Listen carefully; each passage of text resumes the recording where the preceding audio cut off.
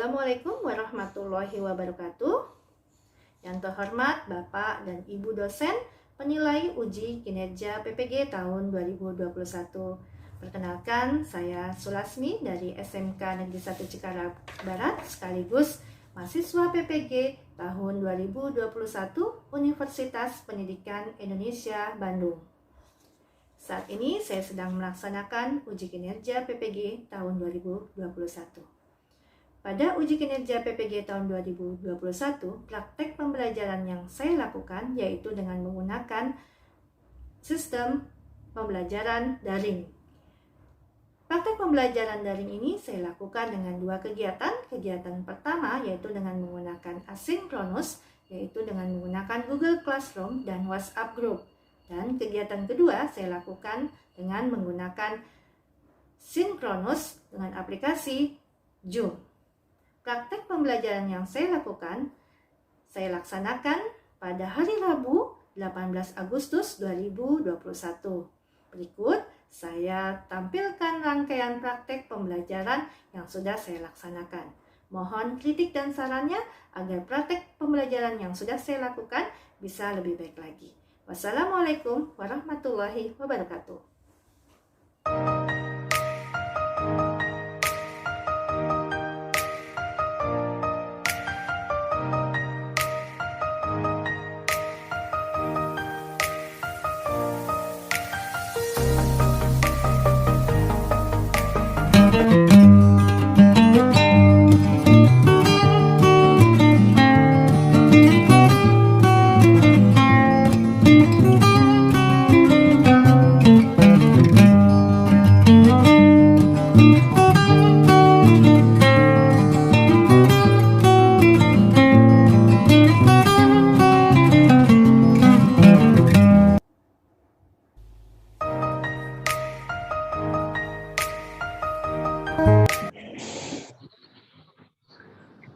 Bismillahirrahmanirrahim. Assalamualaikum warahmatullahi wabarakatuh. Waalaikumsalam warahmatullahi wabarakatuh. Bagaimana kabarnya kalian semua? Alhamdulillah, Bu. Alhamdulillah baik, Bu. Ya, semoga sehat semua ya. Ya, alhamdulillah semuanya bisa bergabung kembali di agenda pembelajaran mekanika teknik yang keempat. Ya, tambah semangat ya. Sebelum kita belajar, alangkah baiknya kita berdoa terlebih dahulu agar apa yang kita pelajari mudah dipahami dan bermanfaat kelak ketika kalian sudah lulus sekolah. Ibu minta tolong Arya untuk memimpin doa kali ini. Sebelum belajar, mari kita berdoa menurut ajaran dan kepercayaan masing-masing. Berdoa dalam hati dimulai. Bismillah. Selesai. Ya, terima kasih ya Arya yang Sama-sama, sudah memimpin doa kali ini. Ya, Ibu harap kalian tetap semangat. Ya, walaupun kondisi kita masih pandemik, belum belajar tatap muka, tetapi insya Allah ya dengan semangat kalian bisa menjadi motivasi untuk teman-teman yang lain juga, gitu ya. Karena kedepannya kamu setelah lulus sekolah, ya, tidak hanya belajar di rumah saja, tetapi bagaimana kamu bisa eksis ya di dunia kerja. Oleh karena itu walaupun di rumah ya tetap belajar ya, apalagi nanti kalau naik kelas 11 kamu sudah PKL dan kamu di dunia kerja gitu ya, kalau kalian tidak punya ilmu gitu ya yang berkenaan dengan pembelajaran produktif gitu ya, maka sangat disayangkan. Oleh karena itu apapun kondisinya, kalian harus tetap semangat belajarnya, ya. Oke. Sebelum ke kegiatan inti, Ibu terlebih dahulu akan menanyakan kegiatan pembelajaran pekan kemarin, ya. Kira-kira siapa yang masih ingat? Kemarin Saya, Bu. kita belajar tentang apa? Siapa? Saya. Silahkan. Ya, Ine.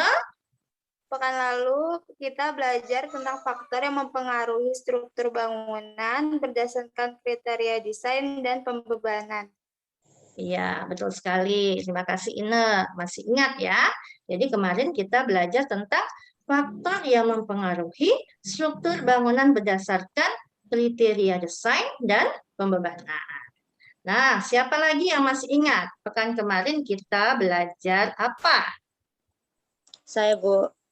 Siapa? Ya, Nabila. Kemarin kita membahas faktor yang mempengaruhi struktur bangunan berdasarkan pembebanan, yaitu beban mati, beban hidup, beban angin, dan beban gempa. Iya, betul sekali ya. Jadi kita belajar tidak hanya kriteria desain saja, tapi kita belajar tentang pembebanannya, gitu ya, di mana ada gaya statis, ada gaya dinamis, ya, seperti itu. Terima kasih ya, Nabila. Nah, sekarang Ibu akan men-share kegiatan kita hari ini, yaitu belajar tentang gaya dalam struktur.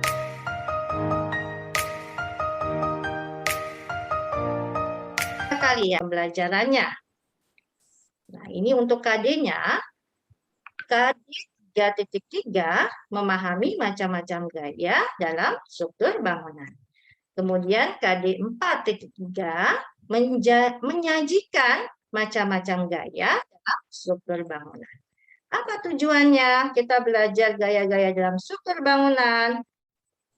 Yaitu kita peserta didik ya dapat mengidentifikasikan macam-macam gaya pada struktur bangunan. Kemudian apalagi? Kalian dapat menjelaskan macam-macam gaya pada struktur bangunan. Kemudian kalian dapat mengklasifikasikan macam-macam gaya pada struktur bangunan, serta kalian dapat menganalisa macam-macam gaya pada struktur bangunan. Yang terakhir, kalian dapat menganalisa hasil konseptualisasi dari macam-macam gaya dan aturan macam-macam gaya dalam struktur bangunan. Tentunya tidak lupa di akhir pembelajaran, di akhir diskusi, kalian diberi tugas adalah membuat laporan. Nah, itu tujuan pembelajarannya. Kemudian, apa saja penilaiannya? Untuk penilaian, ada nilai pengetahuan. Nilai pengetahuan ini berupa tes tulis yang berbentuk pilihan ganda. Nah, sebelum kita masuk kepada gaya dalam struktur bangunan, kita terlebih dahulu harus mengetahui ya, dalam mekanika teknik ternyata gaya itu dapat diartikan sebagai muatan yang bekerja pada struktur. Nah, ini jadi dalam mekanika teknik gaya itu memiliki arti sebagai muatan yang bekerja pada struktur. Contohnya apa? Contohnya adalah kendaraan yang melewati jembatan. Nah, ini ada gambarnya ya. Kendaraan yang melewati jembatan, maka kita harus memahaminya.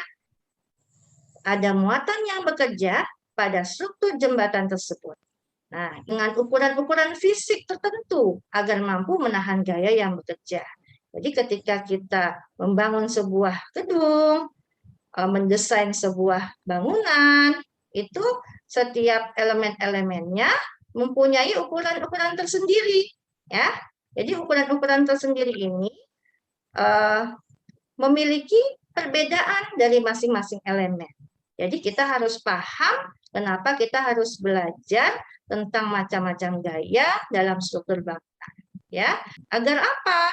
Agar ketika bangunan itu sudah jadi, gitu ya, tidak terjadi roboh, tidak terjadi runtuh, ya, yang membahayakan orang lain ataupun ya, seperti pertemuan yang kemarin, gitu ya.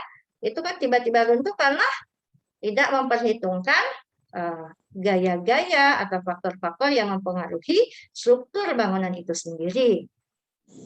Nah, sekarang Ibu akan men-share sebuah video, ya. Ini berupa berita online, ya, berita online yang kalian nanti bisa amati, ya. Kenapa ini bisa terjadi? Keruntuhan pada selasar gedung. Nah, Ibu akan menayangkan sebuah video berupa studi kasus yang ada hubungannya dengan gaya-gaya. Nanti kalian amati, kalian bisa mengomentari apa yang terjadi pada gedung selasar yang rubuh tersebut. Ya. Tayangan berikut ini berupa video runtuhnya selasar di gedung Bursa Efek Jakarta. Ya, breaking news. Nanti kalian perhatikan, kalian amati. Mengapa Halo, bisa berjumpa lagi terjadi bersama saya keruntuhan. Versa Nurinita di Proses Breaking News. Kali ini saya akan memberitakan terkait insiden jatuhnya selasar di gedung Bursa Efek Indonesia pada tanggal 15 Januari 2018. Ini adalah detik-detik sebelum ambruknya selasar. Nah, ini dia. Selasar gedung Bursa Efek Indonesia BEI roboh. Beberapa pengunjung menjadi korban dari kejadian yang terjadi pada Senin siang tanggal 15 Januari 2018. Terpantau dari kamera pengawas CCTV di sekitar lokasi, terlihat jelas selasar gedung tidak mampu menampung Nah, sejumlah tidak orang. mampu menampung Diperkirakan sekitar 50 orang beban. berdiri di atas selasar, yang merupakan mahasiswa Bina Dharma Palembang yang sedang melakukan studi tour.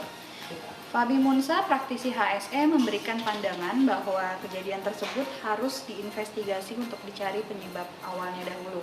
Beliau juga mengatakan bahwa penegakan gedung atau struktur integriti masih lemah mengingat belum banyaknya para ahli ataupun bahan diskusi yang membahas mengenai struktur integriti. Penayangan video tadi membuat kita menjadi berpikir, ya, bagaimana menjadi seorang arsitek, menjadi seorang teknik sipil gitu ya, yang bisa membangun sebuah gedung yang kokoh, stabil dan kaku gitu ya. Seperti itu. Nah, dari tayangan video tadi, silahkan untuk memberi komentar. Yang pertama, mengapa terjadi selasar yang roboh? Silahkan. Ada yang mau berkomentar dari video tadi? Kenapa sih ya terjadi roboh selasar itu? Apa? Ada kesalahan apa? Siapa? Ina? Ya. Ya, boleh Ina.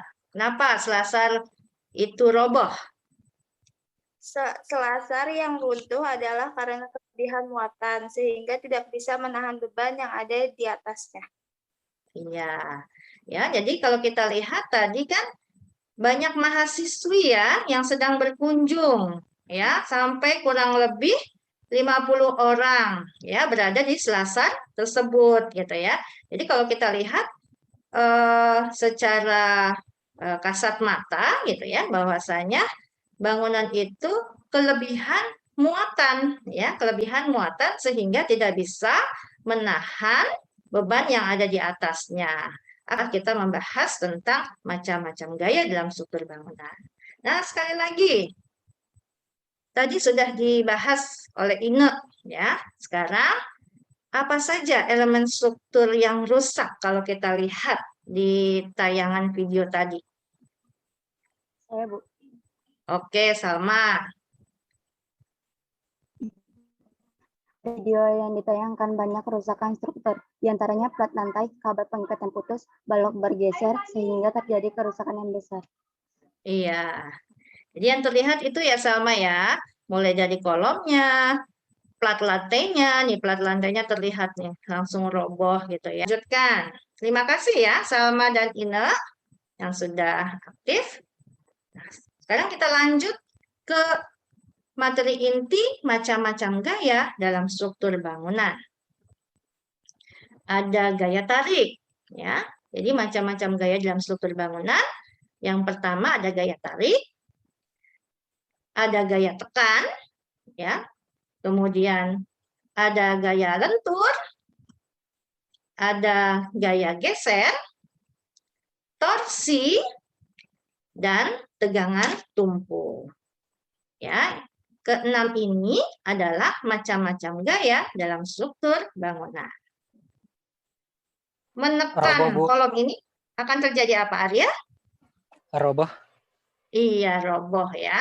Karena ini seperti apa? Seperti kaki ya. Ya, kalau kakinya udah apa jembatannya?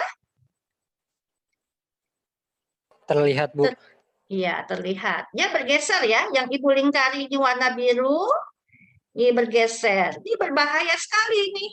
Ya, bisa jadi bangunan ini atau jembatan atau jalanan ini akan menjadi ambruk gitu ya, roboh gitu ya, karena akibat gaya geser. Nah, sampai sini sebelum dilanjutkan ke materi yang lain, ada yang mau bertanya? Silakan. Sebelum dilanjutkan ke kegiatan selanjutnya. Saya, Bu.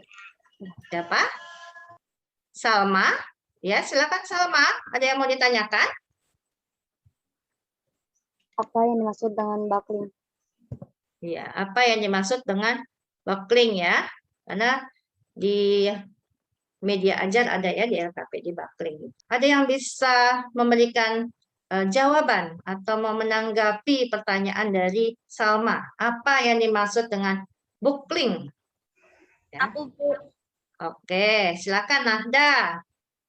Buckling adalah gaya tekan yang cenderung untuk menyebabkan hancur atau tekuk pada elemen. Ya, terima kasih Nahda. Bahwa buckling itu adalah suatu proses di mana suatu struktur tidak mampu mempertahankan dirinya atau tekanan yang sangat besar gitu ya. Dia berusaha untuk mempertahankan untuk aslinya gitu ya. Tetapi sedemikian rupa gitu ya, sampai dia menemukan keseimbangan baru ya. Sampai menemukan keseimbangan baru. Tapi kalau tidak berhasil ya, kolom itu mempertahankan dirinya, otomatis bangunan itu akan runtuh. Seperti apa yang disampaikan oleh Arya ya, semakin tekanannya itu kolomnya semakin besar, maka bucklingnya itu akan semakin besar juga.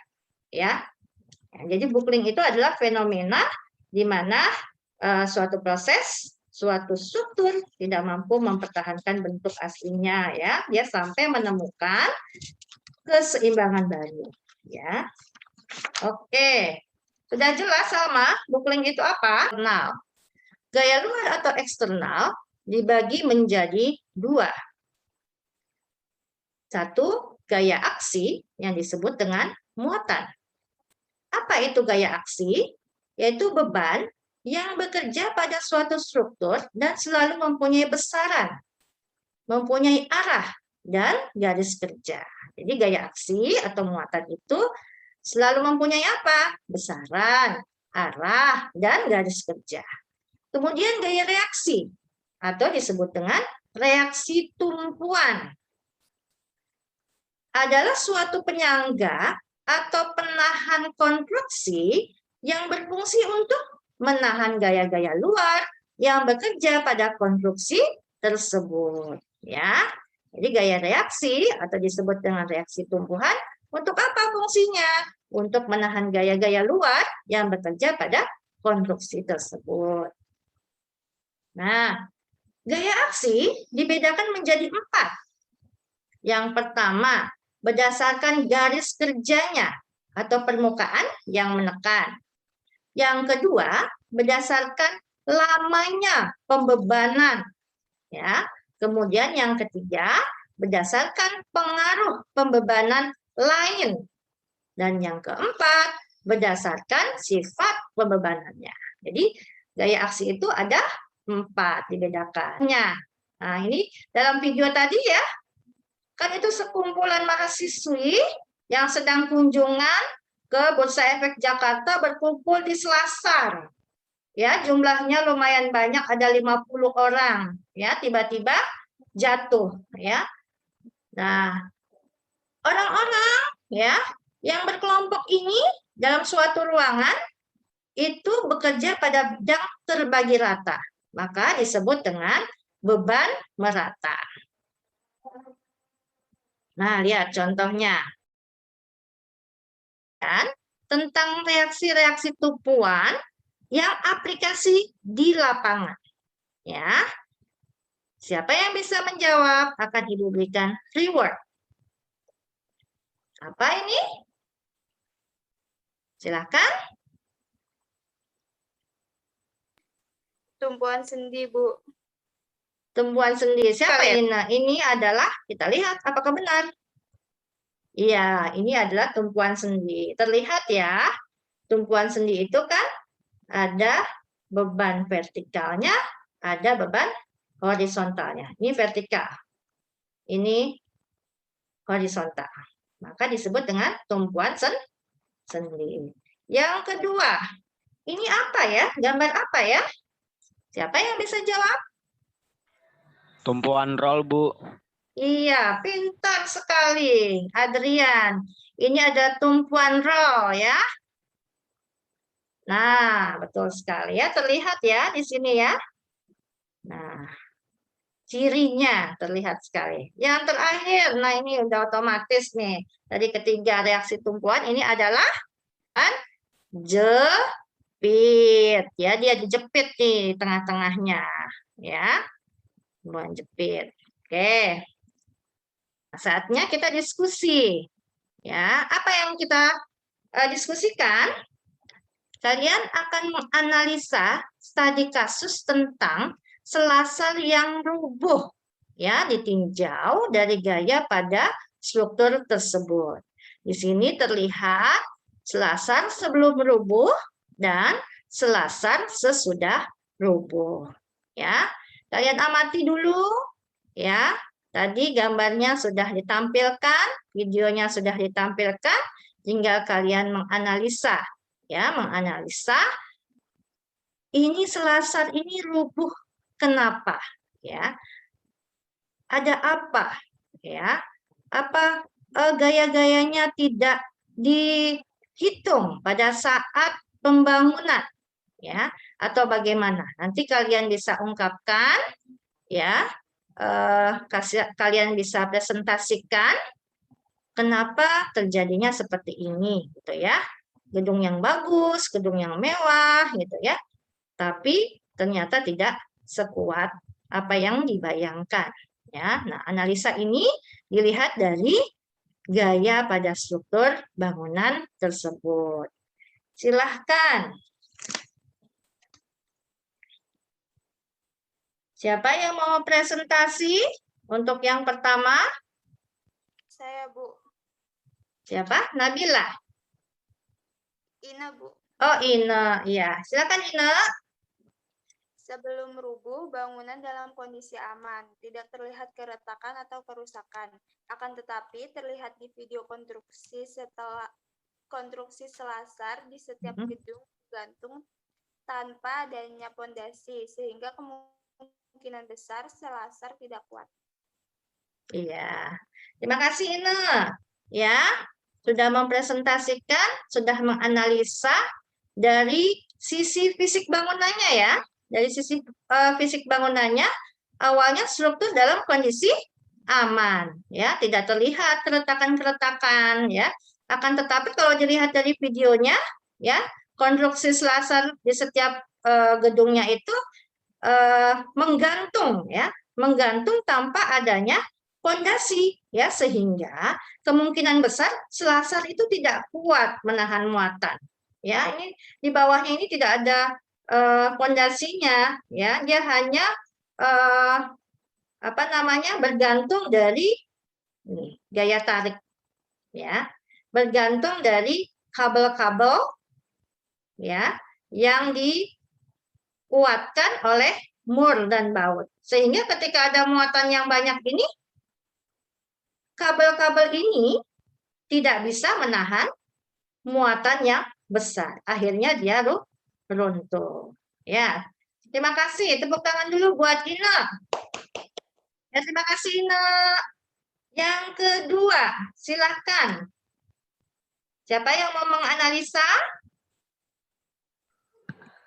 Bu, saya Bu mau memberi Ya, tanggapan. Adrian. Oke, Adrian, silakan. Terlihat di video sedang ada kunjungan banyak orang sehingga muatan pembebanan selasar bertambah. Bangunan MNJ tidak stabil, akhirnya terjadi keruntuhan akibat gaya tekan yang besar. Iya, ya. Terlihat dalam video tadi ya. Di dalam foto ini, dalam fotonya juga terlihat. Ini adalah sumber dari CCTV ya, sebelum terjadinya keruntuhan. Ya, terlihat ada kunjungan mahasiswa ya, sehingga Adrian melihat dari sisi muatan ya. Dari sisi muatan, muatannya terbagi rata hanya pada posisi di sini ya, pas pada posisi selasar. Ya. Oke, terima kasih Adrian. Tepuk tangan juga buat Adrian. Terima kasih Adrian sudah memberikan komentarnya, sudah memberikan analisanya. Sekarang Sama-sama, Ibu Bu. minta, ya, Ibu minta salah satu memberikan saran, ya, memberikan saran. Bagaimana sih seharusnya supaya bangunan ini kuat, kokoh sampai berumur panjang ya, sampai bertahun-tahun ya. Siapa yang mau memberi masukan, saran atau memberikan rekomendasi apa yang harus dilakukan agar tidak terjadi runtuh selasar pada bangunan yang lain? Oke, siapa? Yang belum? Yang belum, silahkan untuk memberikan komentarnya, masukannya. Nabila Khairunisa Al-Zahra? Saya, Bu. Boleh, silakan Nak. Seharusnya ketika merancang bangunan perlu diperhatikan muatan-muatan gaya agar tidak terjadi keruntuhan. Selanjutnya, ketika membangun menggunakan bahan bangunan yang kualitasnya bagus agar awet. Ya, betul. Dan juga dilakukan pengecekan konstruksi pasca pembangunan untuk memastikan kekuatan gedung. Iya. Terima kasih Nabila. Tepuk tangan juga buat Nabila. Ya, luar biasa. Ini Nabila memberikan saran-saran, rekomendasi agar kelak ketika membangun sebuah bangunan lebih dari satu lantai atau membuat selasar, ya, agar tidak terjadi rubuh. Yang pertama, mulai dari mendesain ya. Mulai dari mendesain, ya, bangunan itu perlu diperhatikan muatan-muatan gayanya, ya, agar tidak terjadi keruntuhan, ya.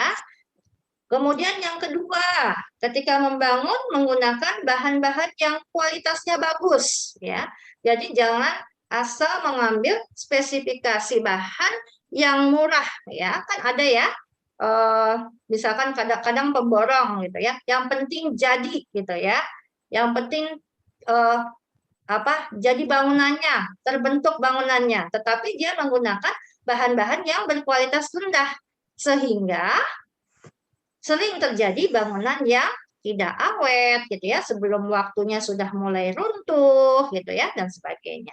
Kemudian setelah mendesain, setelah mencari spesifikasi bahan yang bagus, kemudian melakukan pengecekan ya, pengecekan konstruksi pasca pembangunan. Nah, ini penting gitu ya. Nanti kalian kalau sudah menjadi drafter, sudah menjadi konsultan, itu biasanya ada garansinya berapa tahun nih gitu ya. Seperti handphone saja, seperti barang elektronik saja gitu ya. Kalau kita beli, ini ada garansinya berapa tahun. Nah, ketika kita menjadi drafter, desain arsitektur gitu dan sebagainya, ketika kita merencanakan atau mendesain sebuah bangunan, itu juga ada pengecekan-pengecekan. Ya, tidak hanya udah jadi udah gitu ya, tidak gitu ya, tetapi dilakukan pengecekan untuk apa? Untuk memastikan kekuatan dan kekokohan gedung. Ya, terima kasih, Masya Allah, semangat semua ya belajarnya, pembelajaran macam-macam gaya dalam struktur bangunan. sudah kita tuntaskan. Sekarang Ibu akan meminta salah satu dari kalian untuk bisa memberikan kesimpulan.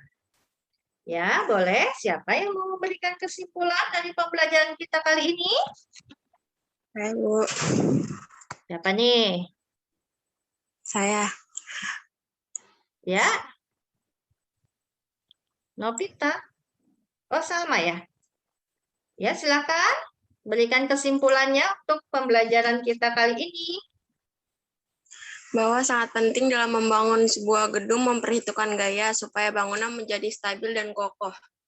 Iya, jadi dalam membangun sebuah bangunan itu harus memperhitungkan gaya-gayanya. Agar apa? Agar bangunan itu tetap kokoh dan stabil.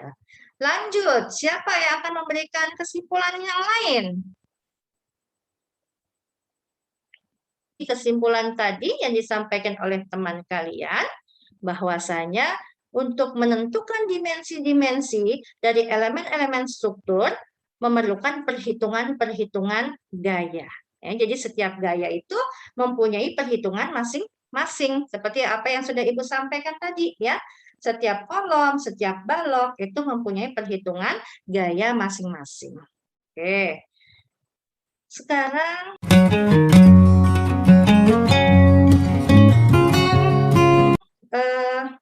dari kalian ada yang mau memberikan rangkuman ya materi dari awal sampai akhir.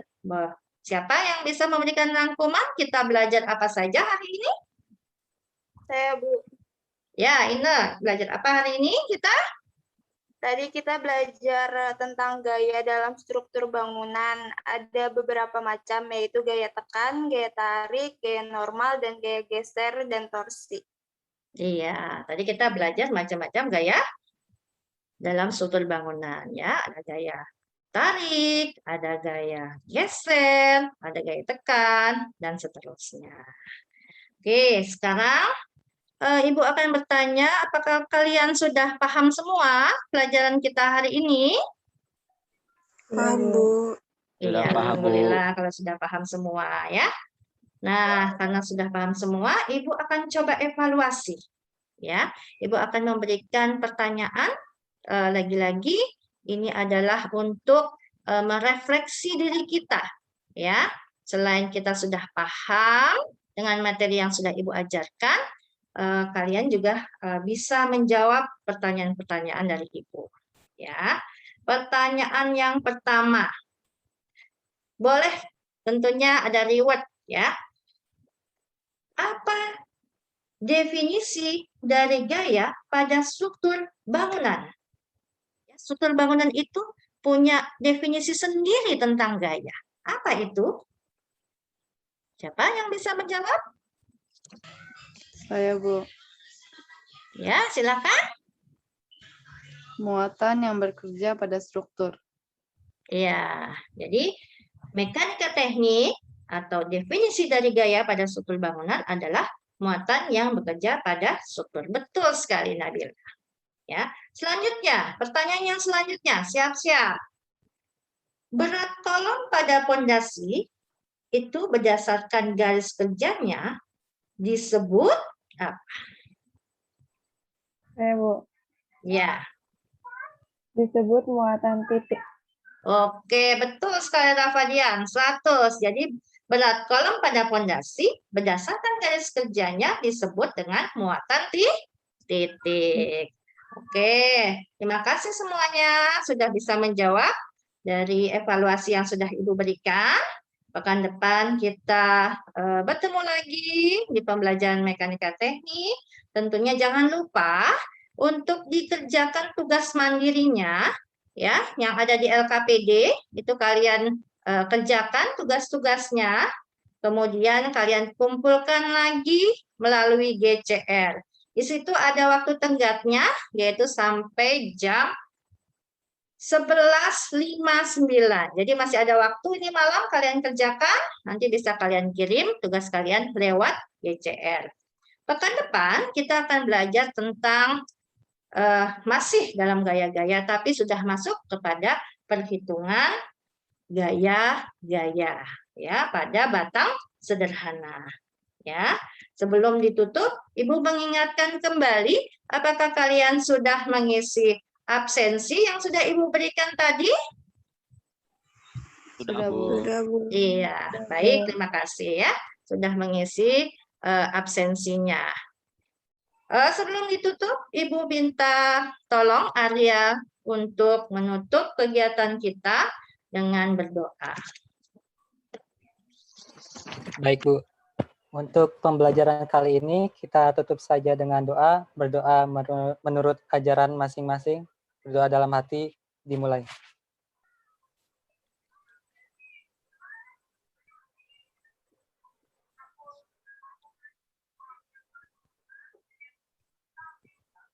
Selesai. Ya, terima kasih Arya, terima kasih Rafa, Nabila, Novita, Salma, ya Nabila Agustina, Adrian, Arya dan Ina yang sudah bergabung pada siang ini ya dalam pembelajaran mekanika teknik. Mudah-mudahan pada pekan selanjutnya kita bisa bertemu lagi dengan kondisi yang sehat. Ya, sebelum ditutup kita foto bersama dulu buat dokumentasi. Silakan, mau gaya apa Nabila?